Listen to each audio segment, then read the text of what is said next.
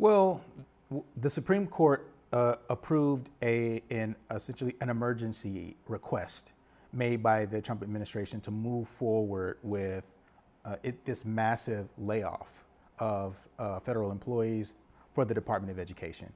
And so essentially this just means that a lot of federal workers who do day-to-day administrative work that allow a lot of the federal grants and programs that the department runs, now those people are essentially out of a job. And now the ability for those programs to continue to sustain is in major jeopardy. It's clear that Black and brown kids in low-income communities, they are the ones who are going to be hurt the worst by these cuts.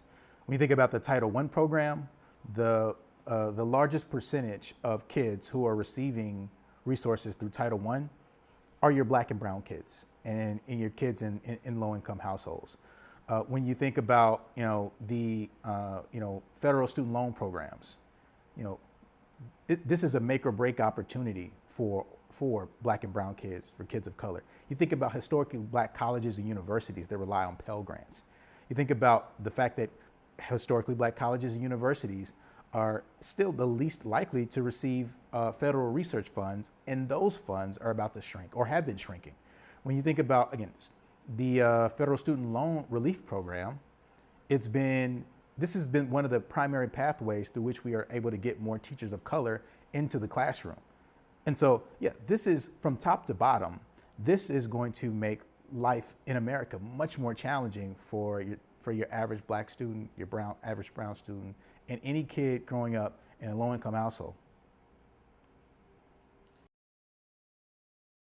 And so with the potential shrinkage of federal aid to support college attendance, now some kids who would be able to be that first generation college student, that dream could suddenly die.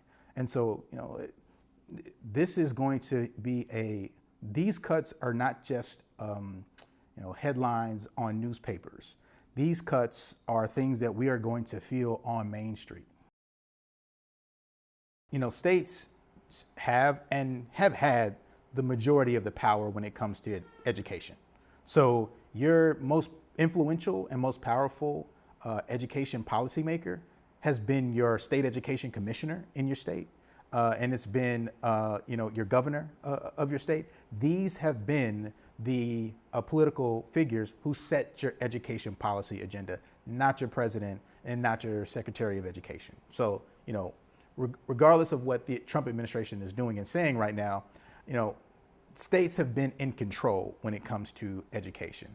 Now, what this means is that control gets exacerbated even further, because we have seen in the past that the Department of Education would try to use the ability to allocate grants to put states in competition and to incentivize states around some form of a national reform agenda.